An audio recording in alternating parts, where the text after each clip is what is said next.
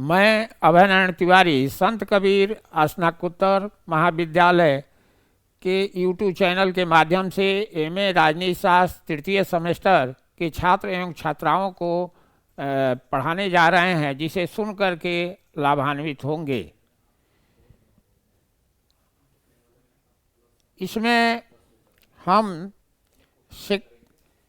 MA द्वितीय प्रश्न पत्र के अध्याय 2 से एमए तृतीय सेमेस्टर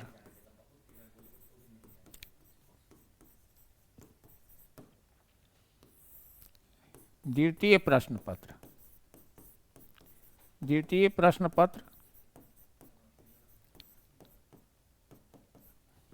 के अध्याय 2 का शीर्षक होगा भारत के प्रधानमंत्रियों की विदेश नीति। भारत के प्रधानमंत्रियों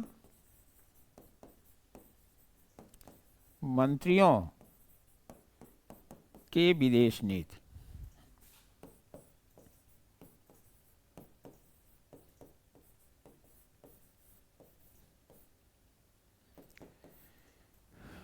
जैसा कि आप जानते होंगे कि भारतीय विदेश नीति का जनक पंडित जवाहरलाल नेहरू को माना जाता है। पंडित जवाहरलाल नेहरू भारत के प्रथम प्रधानमंत्री थे और इनका समयकाल 1947 से लेकर के 1964 ईस्वी माना जाता है।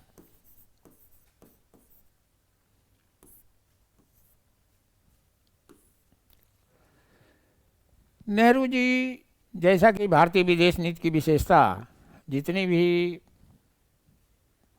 विदेश नीति की बेसिक चीज़ें हैं, चाहे वो गुटनिरपेक्षता का राह पर चलना हो, पंचशील महात्मा बुद्ध के उपदेशों के सिद्धांत पर जो आधारित हमारी विदेश नीति है, वो सब नेहरू जी के विदेश नीति में दिखता है।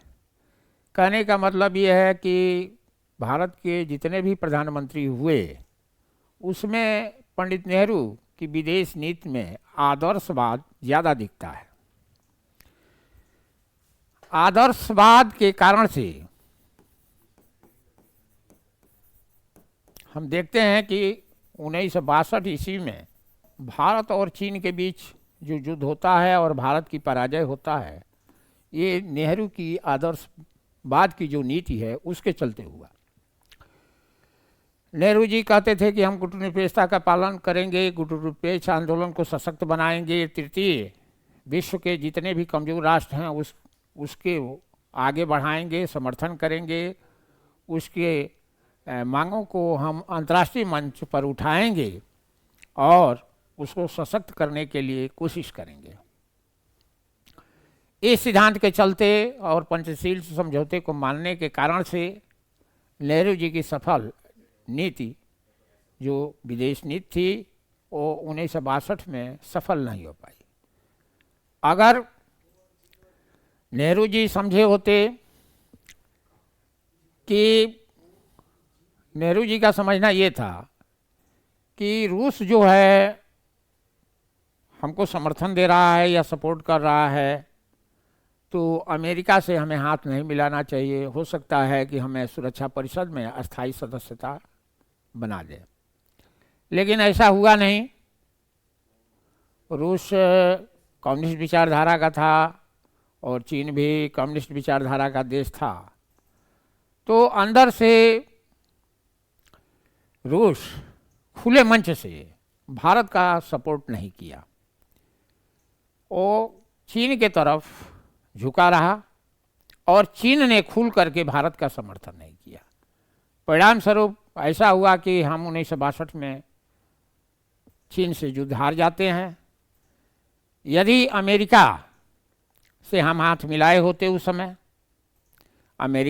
अमेरिका से हमारी नज़दीकी बढ़ी होती, तो शायद ऐसी दशा न होती।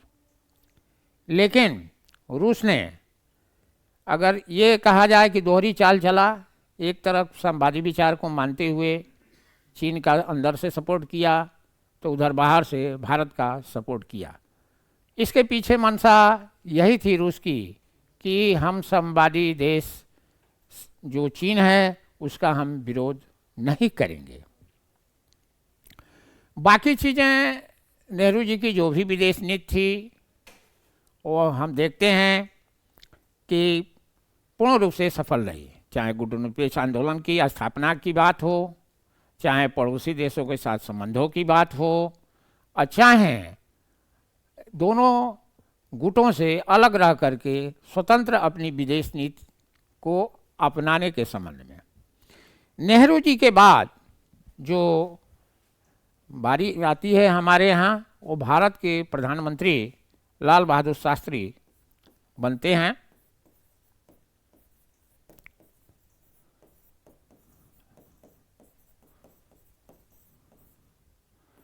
लाल बहादुर शास्त्री जी की जो नीति थी इसमें यथार्थवाद सर्वोपरि पर है। ये यथार्थवाद से अभिप्राय ये है कि ये रियल चीज़ें को प्राथमिकता देते हैं। नेहरू जी आदर्श को प्राथमिकता देते थे।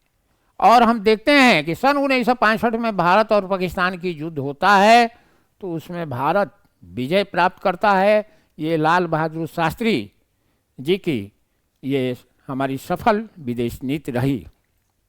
लेकिन दुर्भाग्य की बात यह है कि अधिकृत कश्मीर में जो भी 1965 में हम विजय प्राप्त किए थे, और उस कश्मीर के अलावा जो जिस जमीन पर कब्जा किए थे, ताशकंद समझौते के माध्यम से हम क्या करते हैं कि वो अधिकृत क्षेत्र और उस जमीन को वापस कर देते हैं, जिसके परिणाम स्वरूप लाल बहादुर शास्त्री का ताशकंद में ही, रूस में ही हार्ट अटैक के माध्यम से मृत्यु हो जाती है।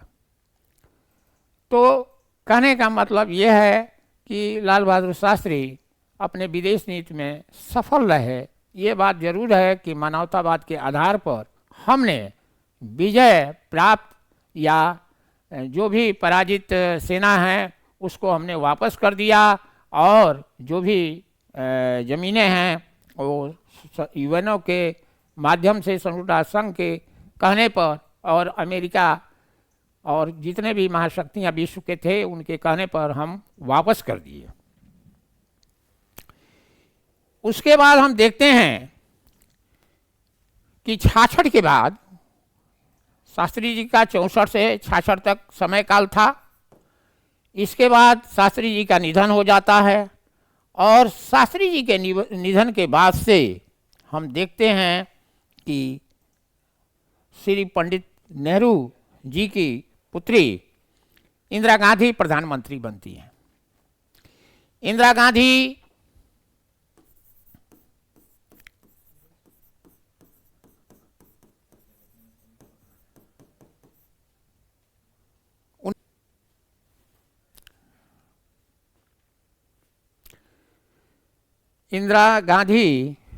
प्रधानमंत्री बनती हैं 1966 से 77 तक, जो इनका पहला शासनकाल होता है। 66 से 77 तक इंदिरा गांधी वास्तव में माँ दुर्गा की अवतार थी, जो भारत को एक सफल प्रधानमंत्री के रूप में सराहा गया। इन्होंने कभी भी महिला होते हुए भी भारत की महाशक्तियों के सामने नतमस्तक नहीं हुआ।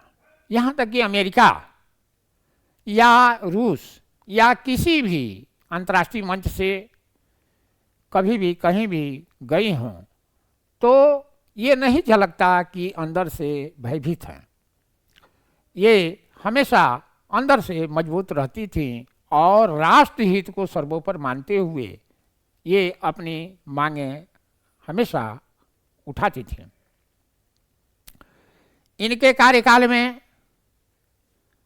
पड़ोसियों से खासकर पाकिस्तान से संबंध अच्छा नहीं माना जाएगा। कारण यह है कि 1971 में श्रीमती इंदिरा गांधी देश की एकता और अखंडता के लिए, मान और स्वाभिमान के लिए युद्ध होता है, और भारत और पाक की जो युद्ध होता है उसमें भारत जो है विजय प्राप्त करता है, और भारत की विजय प्राप्त करने के साथ ही बांग्लादेश का निर्माण होता है। यानी पाकिस्तान को श्रीमती इंदिरा गांधी दिखा देती हैं कि अगर भारत के खिलाफ आप कोई आतंकवाद या घुसपैठ या देश की एकता और अखंडता के लिए आप कार्रवाई करते हैं तो आपका सत्यानाश हो जाएगा और भारी नुकसान का सामना करना पड़ सकता है। तो 1971 में भारत और पाक की युद्ध होती है, और इसमें भारत विजय प्राप्त करता है और बांग्लादेश का निर्माण होता है। बांग्लादेश नेहरू जी के कार्यकाल में, श्रीमती इंदिरा गांधी के कार्यकाल में पड़ोसी खासकर छोटे राष्ट्रों से संबंध अच्छे रहते हैं, और पाकिस्तान से संबंध अच्छे नहीं रहे, ये बात निसंदेह कहा जा सकता है। और पाकिस्तान ये स्वीकार कर लेता है कि भारत इतना कमज़ोर राष्ट्र नहीं है जो उसके खिलाफ कोई भी मामला उकसाया जाए।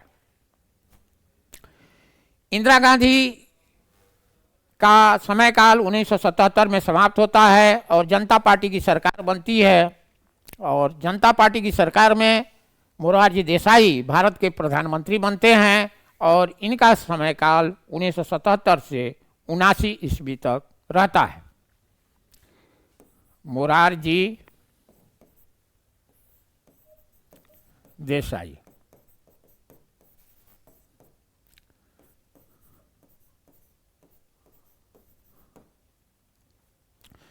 हम देखते हैं कि मोरारजी देसाई श्रीमती इंदिरा गांधी को पराजित इसलिए कर देते हैं कि इंदिरा गांधी भारत की अर्थव्यवस्था को काबू पाने के लिए नसबंदी जैसे योजना लागू करती हैं, और भारतीय जनता को उकसा करके कि ये उचित नहीं है, ये है, वो है। और इंदिरा जी का विचार जो हमारे प्रस्तावना में समाजवादी विचार है उससे दूर होता जा रहा है, लिहाजा ये जो है पश्चिमी देशों के पिछलगू होती जा रही हैं, जबकि ऐसा था नहीं। बहरहाल भारतीय जनमानस ने जनता पार्टी की सरकार को विजय प्राप्त कराती हैं, और उसके बाद मोरारजी देसाई प्रधानमंत्री बन बैठते हैं। हम देखते हैं कि मोरारजी देसाई अपने पूरे 5 वर्ष का कार्यकाल नहीं पूरा करते हैं और चौधरी चरण सिंह प्रधानमंत्री बन जाते हैं। चौधरी चरण सिंह जब प्रधानमंत्री बनते हैं तो इनका समयकाल ज़्यादा दिन तक नहीं चलता है, और इनकी कोई खास विशेष नीति की उपलब्धियां नहीं है जिसको एनालिसिस किया जाता है। कहने का मतलब ये है कि जब बहुमत में कोई भी सरकार होती है तो उसकी विदेश नीति में विशेष चीज़ें देखने को मिलता है, और कोई भी घटना घटित होती है वो सर्वविदित रहती है और उपलब्धि से भरा होता है। लेकिन चरण सिंह का नीति में कोई हम उल्लेखनीय विशेषता नहीं देखते हैं। मोरारजी देसाई में हम ये देखते हैं कि समाजवाद की तरफ हमारा जो पॉलिसी है, विदेश नीति, वो समाजवादी देशों के साथ थोड़ा सा लगाव बढ़ता है, यानी संतुलन करने की कोशिश मोरारजी देसाई ने किया। उसके बाद हम देखते हैं कि 80 में पुनः श्रीमती इंदिरा गांधी प्रधानमंत्री बनती हैं, और इन्होंने सत्ता प्राप्त करने के बाद समयकाल 1980 से 84 तक भारत के प्रधानमंत्री के रूप में रहती हैं। हालांकि श्रीमती इंदिरा गांधी की हत्या 31 अक्टूबर 1984 को कर दी जाती है और इनका देहांत हो जाता है भुवनेश्वर के अंतिम उनकी भाषण के बाद, और उनकी जीवन लीला समाप्त हो जाती है। लेकिन हम देखते हैं कि इंदिरा जी कभी भी अपने को भारत के लोगों के लिए विदेशों में हो चाहे देश में हो अपनी हार नहीं मानती थी। पूरी दृढ़ता के साथ, पूरी साहस के साथ, पूरी निर्भीकता के साथ अपनी बातों को रखती थी। इंदिरा गांधी ने अमेरिका से भी नहीं डरी। उस समय, जिस समय इंदिरा गांधी प्रधानमंत्री बनी, सिख खालिस्तान की मांग कर रहे थे और खालिस्तान का जो स्वरूप था, सिखों का ये जो रिमोट है वो अमेरिका से संचालित होता था। लेकिन इंदिरा जी कभी झुकी नहीं, अमेरिका के सामने झुकी नहीं और कहीं कि हम खालिस्तान नहीं बनने देंगे। और इसके लिए उन्होंने अपने अंगरक्षकों के माध्यम से, सिख अंगरक्षक थे, और उन्होंने उनको गोलियों से भून डाला। लेकिन ये अपना ऑपरेशन ब्लू स्टार के माध्यम से खालिस्तान को बनने नहीं दिया। और अमेरिका भी सबक सीख गया कि भारत की एकता और अखंडता बरकरार रहेगी, इसको कोई चुनौती नहीं दे सकता है। तो इंदिरा जी के अंतर्गत ये नीति रही कि विश्व के किसी भी बड़े राष्ट्र, चाहे अमेरिका हो, चाहे रूस हो, चाहे चीन हो, कभी भी इन्होंने असफल अपने नीतियों में नहीं होने दिया। राष्ट्रीय हित सर्वोपरि बना रहा और कहीं भी हम विदेशों के सामने नतमस्तक नहीं हुए। पुनः हम देखते हैं कि इनके मृत्यु के बाद से उनके लड़के राजीव गांधी प्रधानमंत्री बनते हैं और राजीव गांधी का समय काल जो है वह 1984 से लेकर और 89 तक रहता है। 1984 से 89 तक इनके अंतर्गत क्या थी? हर प्रधानमंत्री के अंतर्गत कुछ न कुछ विशेषता है। जैसे नेहरू जी को ज़्यादा आदर्शवादी माना गया, इन शास्त्री जी को यथार्थवाद का उपाधि दिया गया, समाजवाद के तरफ लगाव की उपाधि दिया गया। उसी तरीके से इंदिरा जी यथार्थवाद और आदर्शवाद के साथ ही कभी न झुकने के गुण इनके अंदर समाहित था। राजीव गांधी की विदेश नीति में हम देखते हैं कि राष्ट्रहित के लिए इन्होंने न्यू टेक्नोलॉजी पर, नई तकनीकी चीज़ों पर ध्यान दिए और इसके लिए अमेरिका से कंप्यूटर और जैसे टेक्नोलॉजी आयात किए। इसके अलावा हम देखते हैं कि श्रीलंका में तमिलों की जो समस्या थी, तमिलों के खिलाफ इन्होंने बाद में वहाँ पर ऑपरेशन करने के लिए, क्योंकि तमिलनाडु में भी खतरा था तमिलों से और श्रीलंका में भी खतरा था, ये बहुराष्ट्रीय सेना में अपने सेना भेजे। अंततोगत्वा इनकी जीवन लीला समाप्त हो जाती है। इनको भी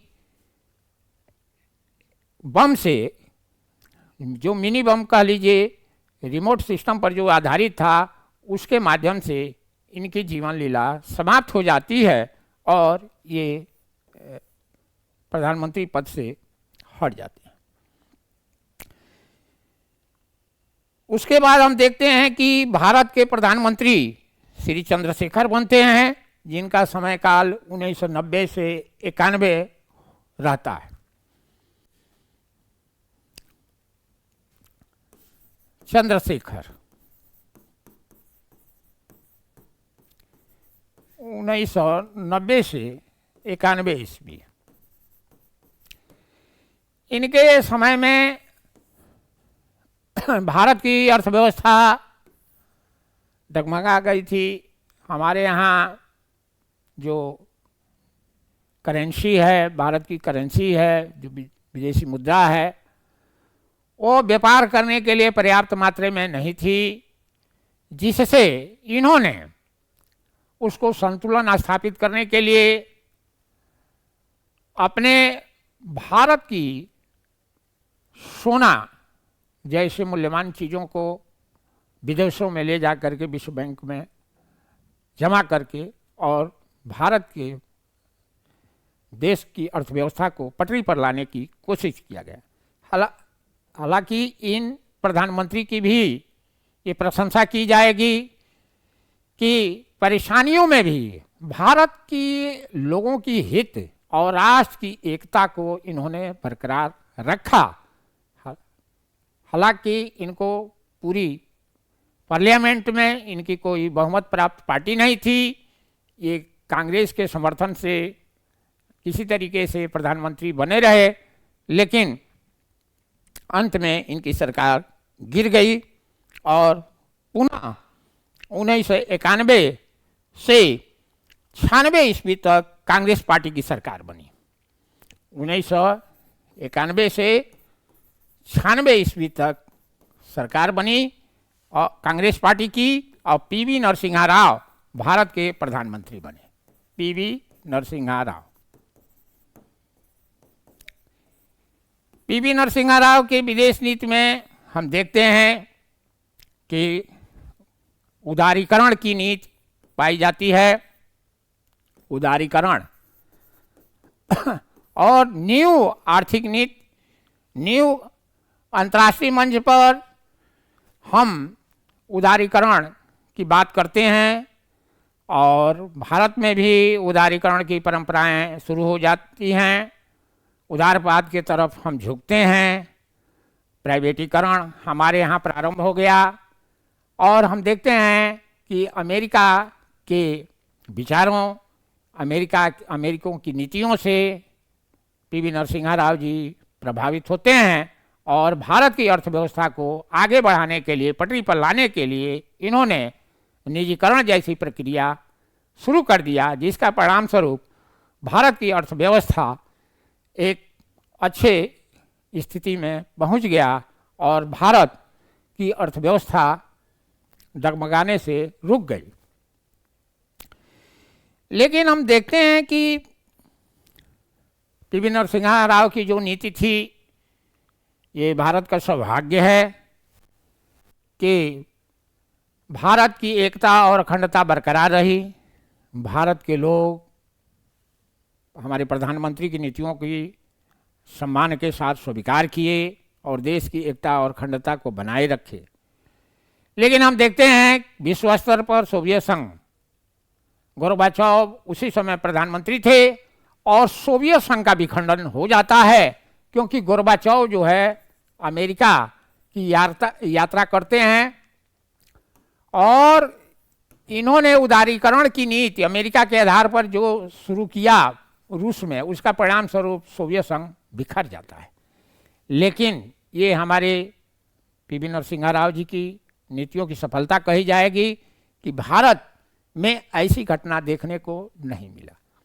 उसका सबसे बड़ा सफल हमारी जो संविधान सभा के लोगों को धन्यवाद देना चाहिए कि हम समाजवाद और उदारवाद दोनों की ही नीतियों की अच्छाइयों को अपने देश के लोगों के ऊपर लागू करने का कोशिश किए और अभ्यास करा दिए कि हम कभी हमारे यहाँ की जो संसाधन है, जो नीतियाँ हैं, वो निजी भी हो सकती है और सार्वजनिक भी हो सकती है। तो पीवी नरसिम्हा राव जी की नीतियाँ उदारीकरण, नई आर्थिक नीति, उदारीकरण के आधार पर हमारे संबंध अमेरिका के तरफ थोड़ा झुके। इसके बाद हम देखते हैं कि भारत के प्रधानमंत्री भारतीय जनता पार्टी ने वाजपेयी जी को बनाया। अटल बिहारी वाजपेयी उसके बाद प्रधानमंत्री बनते हैं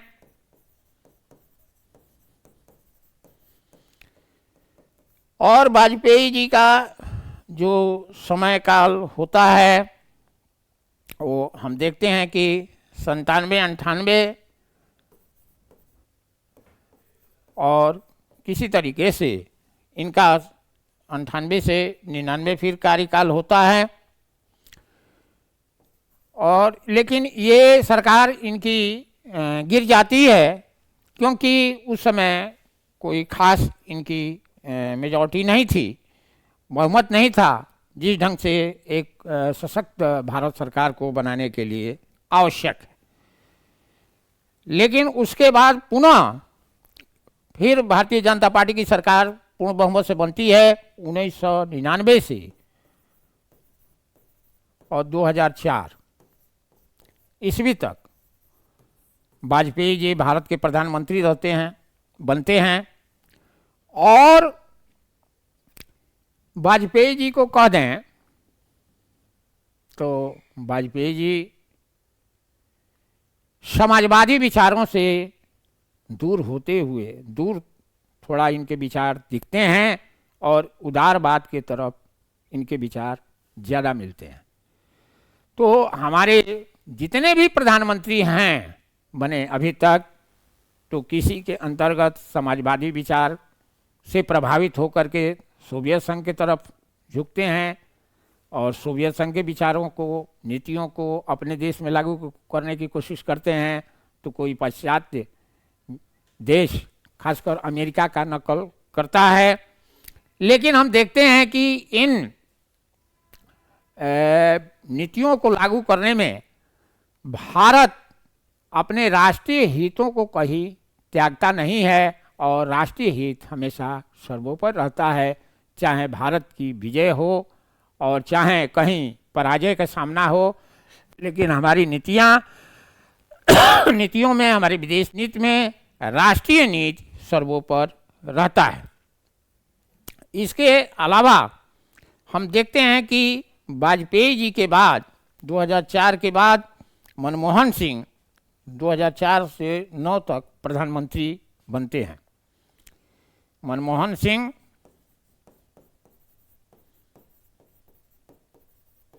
दो 2004 से 9 तक बनते हैं प्रधानमंत्री, जो कांग्रेस पार्टी से बनते हैं। कांग्रेस पार्टी के लोग सपोर्ट करके बनाते हैं और 9 के बाद ये 14 तक प्रधानमंत्री बनते हैं।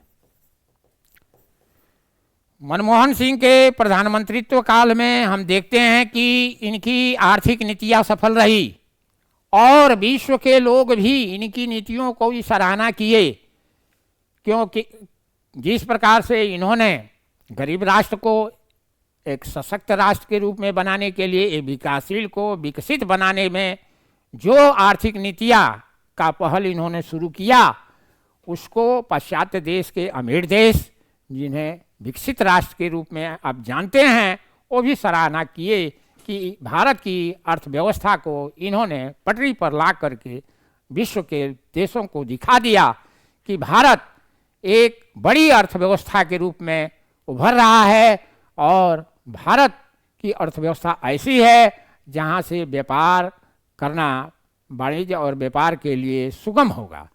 और हम देखते हैं कि मनमोहन सिंह की नीतियाँ, जो आर्थिक नीतियाँ हैं, उसकी विश्व के जो भी बहुराष्ट्रीय कंपनियां हैं वो आ करके भारत में प्लांट स्थापित किए, हमारी अर्थव्यवस्था सुधरी, हमारे यहाँ विदेशी मुद्रा का भंडार बढ़ा और जो प्रधानमंत्री चंद्रशेखर के कार्यकाल में दुर्व्यवस्थाएं हम देखने को मिलता है, वो चीज़ें हमारे यहाँ नहीं रही। आज हम कह दें कि जो भी हमारी विदेश नीति है, पहले सेकंड वर्ल्ड वार के बाद हम देखते हैं कि ज़्यादा एटॉमिक बम, हथियार जैसे चीज़ों के ऊपर लोग ध्यान देते थे कि हम जितने ही परमाणु बम बना लेंगे, जितने ही हथियार रखेंगे, उतना ही हम मजबूत राष्ट्र कहलाएंगे। आज उसका जगह आर्थिक नीतियाँ ग्रहण कर ली हैं कि जिस देश की अर्थव्यवस्था अच्छी होगी, जिसकी आर्थिक पॉलिसियाँ सही होगी, वह देश विकास के रास्ते में आगे होगा। और मनमोहन सिंह ने ये कर दिखाया। इसके बाद हम देखते हैं कि मनमोहन सिंह के बाद से नरेंद्र मोदी जी भारतीय जनता पार्टी की सरकार बनाते हैं और प्रधानमंत्री बनते हैं। नरेंद्र मोदी जी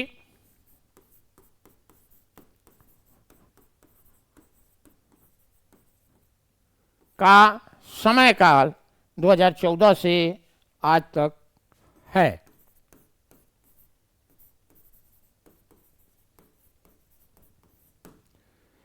मोदी जी की हम देखते हैं कि जो नीति है, उन नीतियों में पड़ोसी देशों से तो कोई खास सुधार नहीं हुआ है, पाकिस्तान से कोई संबंधों में सुधार नहीं हुआ है,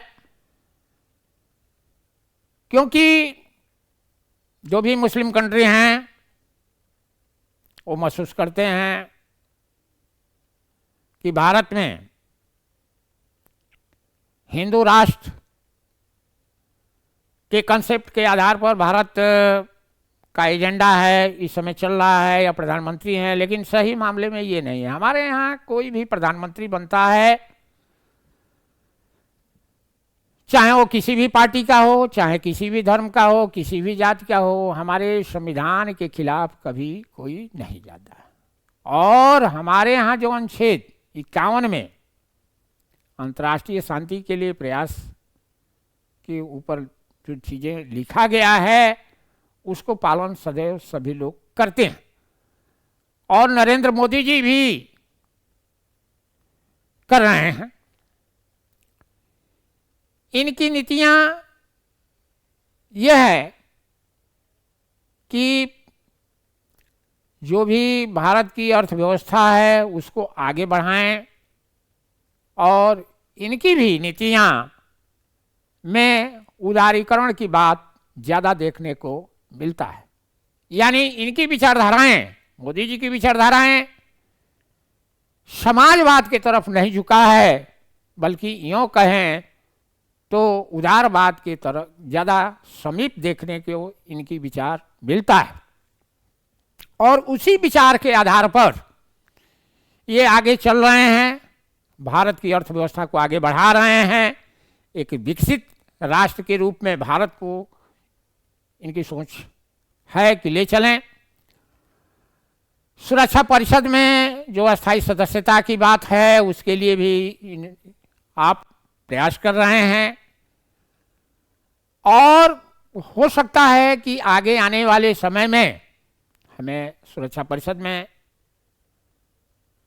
अस्थायी सदस्यता के रूप में हमारी प्रयास सफल हो, और उम्मीद भी करते हैं कि सफल होगा, आशा है।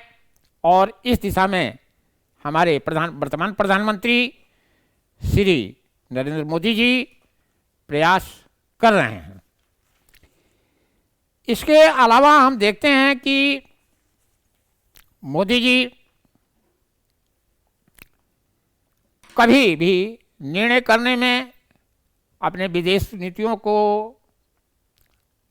लागू करने में, अंतर्राष्ट्रीय स्तर पर निर्णय लेने में कभी नहीं हिचकते।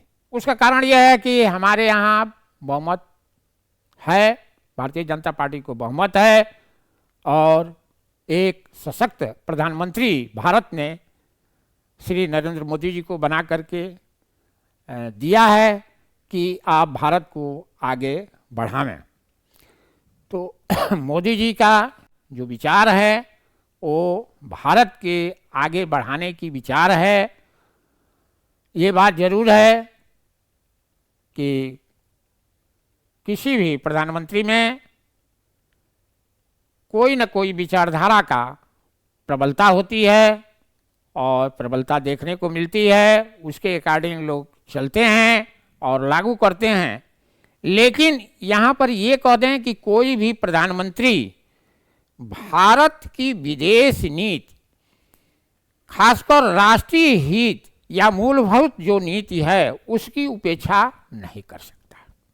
और हमारे श्री नरेंद्र मोदी जी भी उसका उपेक्षा नहीं करते हैं और भारत की जो विदेश नीति शांति और सहपूर्ण अस्तित्व की जो कॉन्सेप्ट है उसको लेकर के चलते हैं। इसके अलावा हम एम एम राजन का कॉन्सेप्ट यहाँ पर लागू करें तो एम राजन ने ये लिखा है,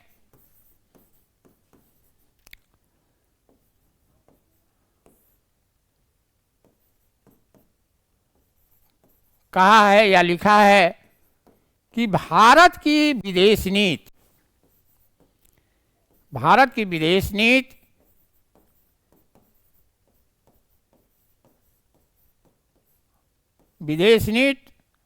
गुटनिरपेक्षता पर आधारित है।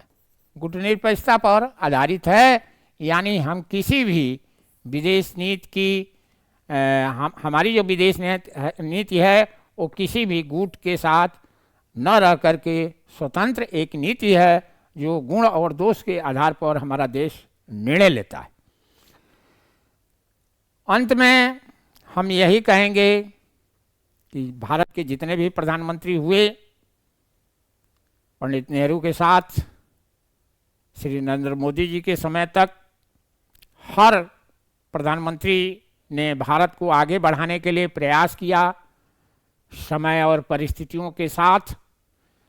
और हमारे जितने भी प्रधानमंत्री हुए हैं वो राष्ट्रीय हित को सर्वोपरि रखते हुए कभी भारत को न झुकने के लिए मजबूर नहीं होने दिए कि भारत कहीं झुके। ये बात जरूर है कि कहीं सफलता मिली, कहीं सफलता नहीं मिली, कहीं आंशिक सफलता मिली, लेकिन भारत कभी भी विश्व के देशों के सामने नतमस्तक नहीं हुआ। हम देखते हैं कि भारत की नीति, जहाँ तक परमाणु नीति की बात करें तो भारत हमेशा निशस्त्रीकरण की बात करता है, हमेशा परमाणु हथियारों को बढ़ावा देने के लिए नहीं करता है कि बढ़ावा न दिया जाए, केवल विकास के लिए परमाणु हथियारों का या परमाणु टेक्नोलॉजी का या परमाणु विस्फोट जो भी किए जाएं वो भारत के विकास के लिए करें। विश्व के लोगों को भी यही संदेश देते हैं कि विश्व के लोग भी अपने हथियारों को, अपने परमाणु तकनीकी को विकसित करने में अपनी उस नीतियों को लगाएं। और हमारे जितने भी प्रधानमंत्री हैं इसी नीति पर हमारी आणविक नीतियां आधारित रही और सभी लोग पड़ोसी देशों से संबंध अच्छे रहें, इसके लिए कोशिश किया। दूसरे देशों की एकता और अखंडता में हस्तक्षेप न करे उसके लिए रहा, गुटनिरपेक्ष आंदोलन को सशक्त बनाया जाए उसके लिए रहा, दक्षेश को मजबूत किया जाए उसके लिए रहा, विश्व के दोनों गुटों से अलग रहते हुए अपनी स्वतंत्र नीति को चलाएं अंतर्राष्ट्रीय स्तर पर, इसके लिए रहा। अंत में हम एक आशा के साथ ऐसे प्रधानमंत्री की हम लोगों की एक चाह है कि हमारे प्रधानमंत्री जो भी देश के हों, भारत को दो ही सपना है, एक विकसित राष्ट्र के रूप में खड़ा करें और संयुक्त राष्ट्र संघ में हमारी जो भूमिका है वो अस्थायी मान्यता के रूप में ग्रहण करके एक सशक्त भारत अंतर्राष्ट्रीय स्तर पर कोई भी भूमिका निभाए, ये हमारे लिए सराहनीय रहेगा और हमारे देश के प्रधानमंत्री के लिए उपलब्धि युक्त रहेगा। यही हमारी कामना है। जय हिंद, जय भारत।